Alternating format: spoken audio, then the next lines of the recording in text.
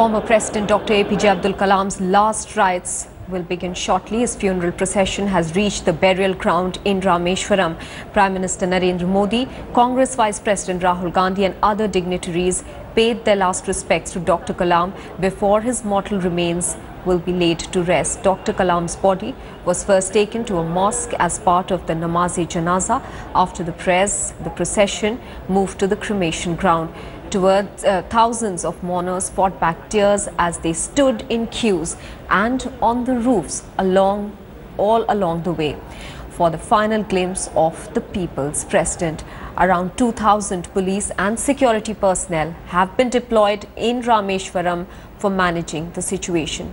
Shrisha Reddy is joining us with details from Rameswaram. Shrisha, we can see a lot of people who had lined up all along the road on the roofs to get a last glimpse of Dr. APJ Abdul Kalam. Emotional scenes there in Rameswaram. Well, exactly, Maha, because this is, of course, a beautiful tribute to the former president who has lived a very humble life and he trusted everyone with his simplicity and grace. So this is a testimony to the life that he was, a life that larger than anybody could even imagine, coming from a family, a very poor background, born in a family in Rameswaram. He rose to the greater heights through perseverance and hard work, and he has inspired a lot of people. In fact, he has been a role model to young children, from even the age of 5, 6. They do know about Abdul Kalam, and especially in this Rameswaram, the small town. Coming from the small town, he rose to the heights of becoming 11th president. So Rajdeep, Dr. APJ Abdul Kalam, he belonged to Rameswaram, and today that is why on your television screens, if you can see the number of people who've turned out, we just had visuals of the number of people teeming around that area even today. Is it just the fact that he was from that place that people want to come out today, or the fact that he rose to the post of the president, the highest office that anybody could imagine in India getting? No, look, I think at one level the fact that he came from a small village, he is the pride of that entire area of Tamil Nadu. So these crowds that you're seeing, the kind of crowds that you don't see too often on the TV screen, which tend to, government TV screens tend to focus way too much on the VVIPs and not too much on the common men. I wish they would also learn a message in a sense from Abdul Kalam and maybe give us a few more pictures of the Aam Aadmi paying their respects rather than only the Khas Aadmi. Having said that, I think for a small town, a small village in Tamil Nadu, APJ Abdul Kalam was an even bigger hero for them. And therefore, a lot of the people are coming in out of a sense of spontaneity. But I think he goes beyond the South-North divide. He cuts across the Hindi-Tamil divide. He cuts across the young-old divide. I don't think any of these divides matter. Even the VVIP, Aam Aadmi, Khas Aadmi divide, APJ Abdul Kalam cut through every possible divide that you could have. And I only wish, and I don't know, maybe I'm being overly hopeful, that a day could come when there are no barricades.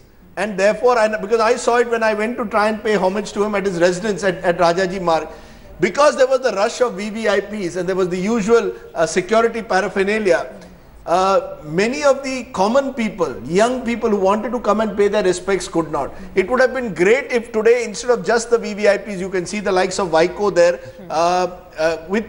with due apologies to them, could we not also make these occasions where the Aam Aadmi in some way can also pay their respects, where those villagers of Rameswaram can also pay their respects?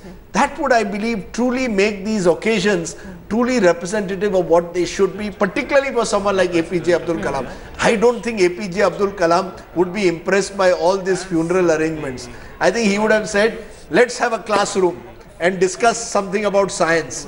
That's the kind of man he was. So those other images that we are seeing are the images I think that APJ Abdul Kalam would himself truly identify with. And even on the day that his mortal remains were brought to Delhi, Rajdeep, the common man had to wait for almost 2 to 3 hours before they could go and get a last glimpse of the president they so loved, because the arrangements were initially made for the VIPs. Do you think that trend needs to change, because there were people waiting out in the sun and had been waiting for several hours, Rajdeep. I know because I was there and I could see the people very patiently waiting, but nonetheless waiting for a long time before they could get a last glimpse of him. Let's be fair also, Maha. There are security concerns that will be there at a mega event like this, whether it's in Rameswaram or whether it was at Rajaji Marg where his body was first brought.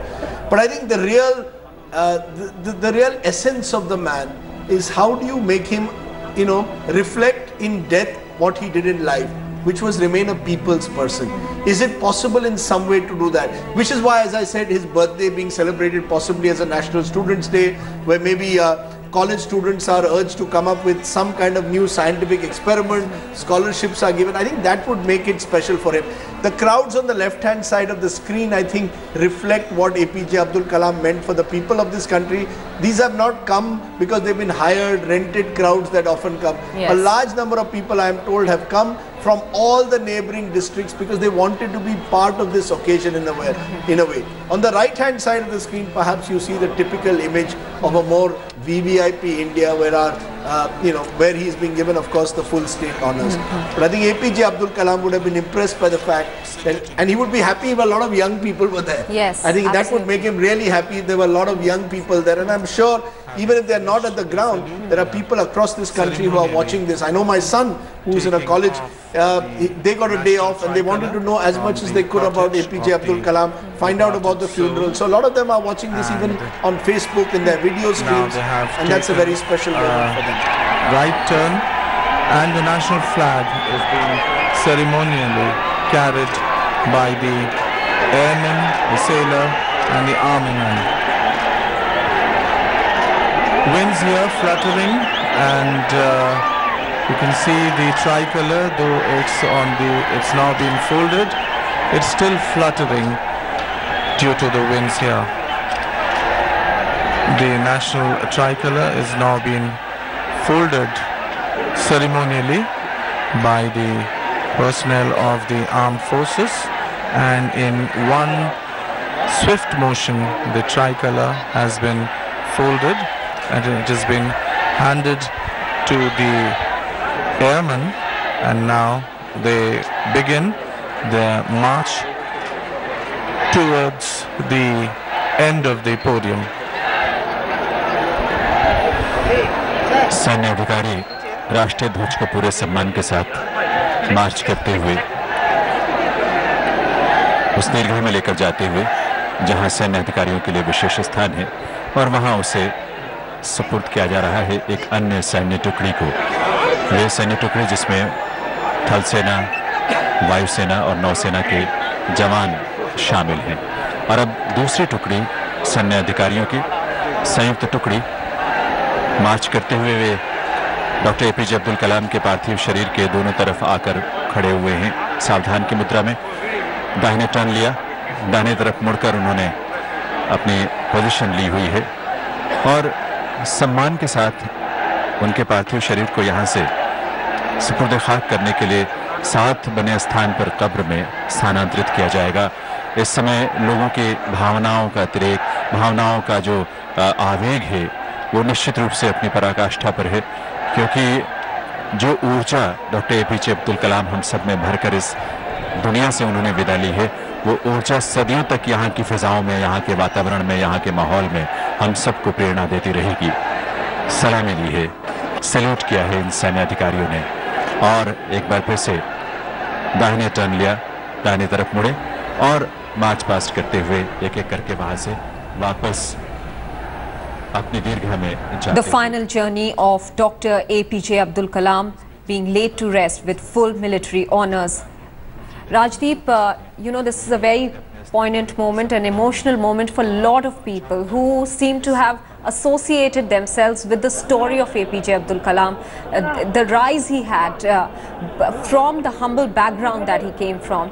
Do you think that the way he lived his life will continue to provide an inspiration to a lot of youngsters for years to come?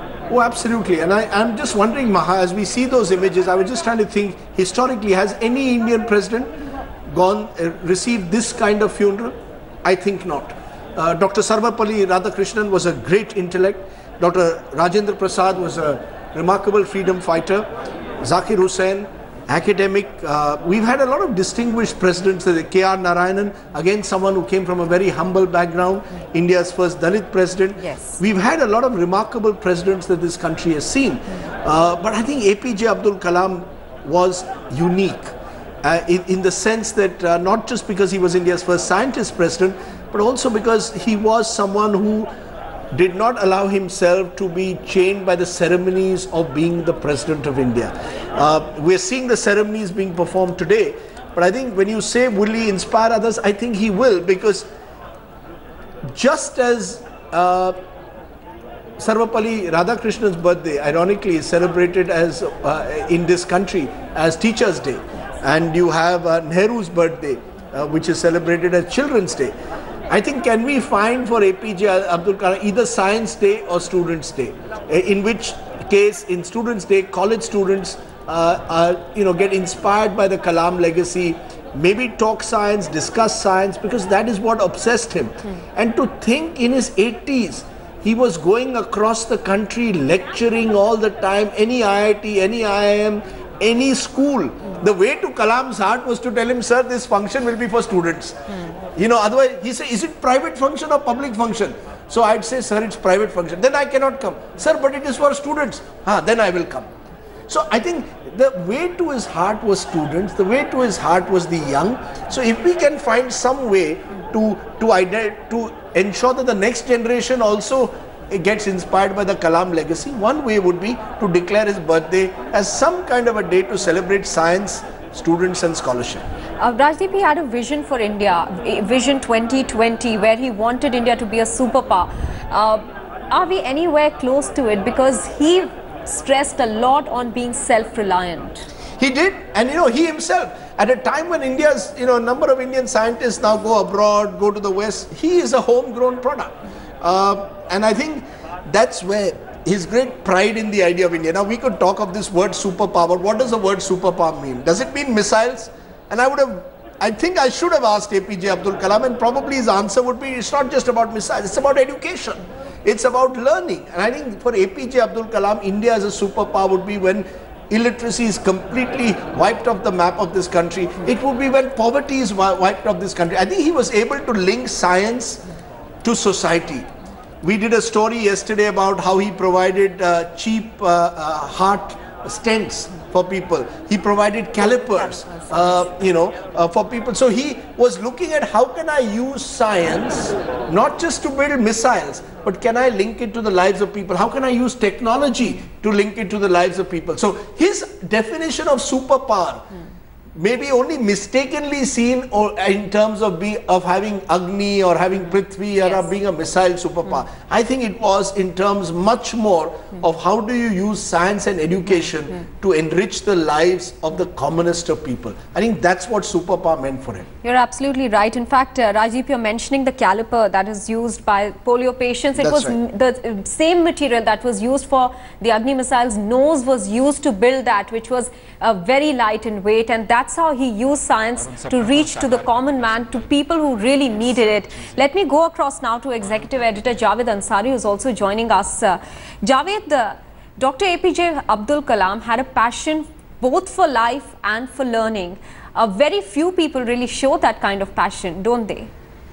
Well, indeed it is. He was one of a kind, a unique kind, who's left behind his indelible mark on, as they say, he's left behind his footprints, and it'll be very difficult to erase. There are not too many people in public life who can lay claim to such things. I know personally that there were lots of politicians who used to scoff at him because he was some kind of an eccentric, his hairstyle, his mannerisms, the way he went about it, and there were people who used to mock at the fact that mock at the media for terming him a people's president. Now, seeing the kind of outpouring, the universal outpouring, this is something that no politician in recent times can lay claim to.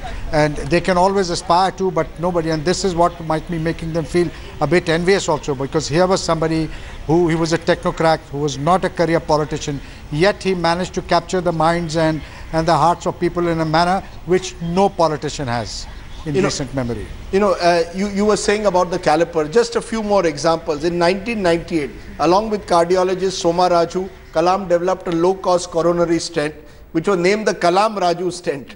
In 2012, they designed a rugged tablet computer for healthcare in rural areas, which was named the Kalam Raju tablet. Now in 2012, Maha, he was his 80th birthday. He had become 81. Now there he was devising a computer tablet. You know, this ability to change, to evolve, to grow with the time. Look at the kind of people who have come for his funeral. You know, he has been able to convey to the common man of India that I am someone who, even if I became the first citizen of this country, actually I am one with you. I am not part of them. I am not part of this power elite. I am part of you. And he didn't have to orchestrate a campaign around him. No, he didn't. I said this to Sanket. At no stage did Kalam need to market himself consciously. It was self-marketing. Let's just listen in, and I think this is, this is the last rites, I presume, that are being now performed. Yes.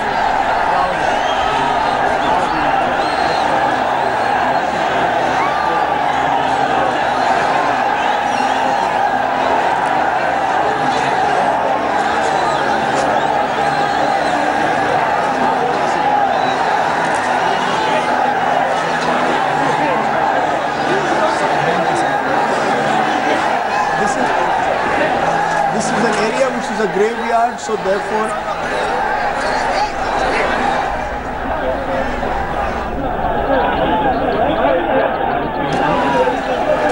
I'm presuming, Maha, this area is a graveyard, so the body is being buried according to traditional Islamic rituals.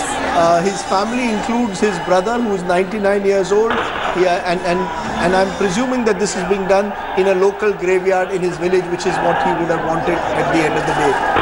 You know, life has come a full circle. This is where life began for him, and he is being buried in the very place where life began for him. Yes, absolutely. In fact, this burial ground is just about 3 kilometers from the ground where his mortal remains were kept yesterday in Rameswaram for people to come and pay their last respects to him. From there, the mortal remains were taken to his residence, after which this morning they were taken to a mosque for the namaz-e-janaza, from where the mortal remains were brought to this burial ground.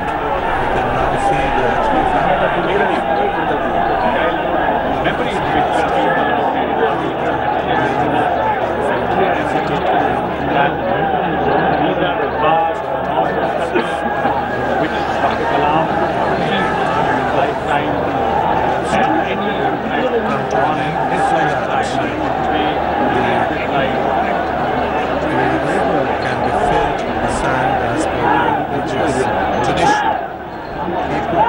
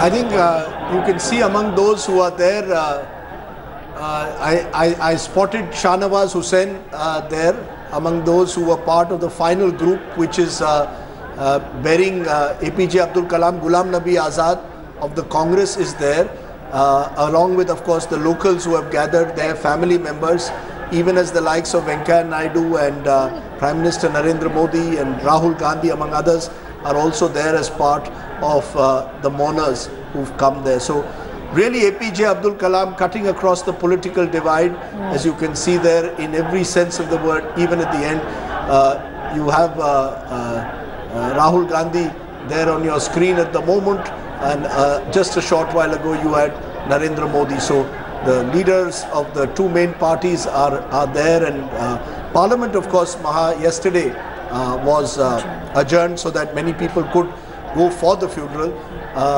and just the fact that APJ Abdul Kalam has, I don't think since the reports of his death came on Monday night, there's been a single comment which has suggested in any way even the slightest stench of politicization.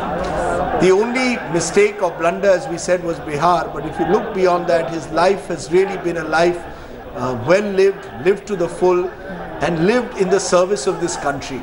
And I think that patriotic spirit of APJ Abdul Kalam meant that you have a lot of tricolors also. That's right. You know, being unfurled in various places around. And I think a lot of people around have come with the national flag to pay respects today to APJ Abdul Kalam. Rajdeep, isn't it then symbolic today of a man who actually embodied what India really stands for? Absolutely. You know, we talk we write powerful essays on being a multi-religious society, on being secular India, or being a plural society. APJ Abdul Kalam didn't need to write an essay. He just lived the life. You know, he was, as we said, he was proud of his Islamic heritage. He was proud of his Indian heritage. He played the Saraswati Veena, and he designed missiles. He would be just as comfortable speaking to farmers in a village as he would be to the doyens of corporate India.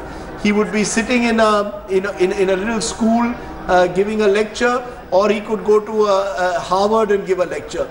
I mean, how many people can claim, and you can see in these images, people on the, on the coconut trees there who climbed up just to catch a final glimpse of APJ Abdul Kalam. I think this kind of, admiration for a president, certainly no Indian president has had. Maybe it's also the media age. You know, because APJ Abdul Kalam grew up became president in 2002, dare I say, in the age where private television came for the first time to India. So he was well suited for this age because he spoke so well. He spoke from his heart.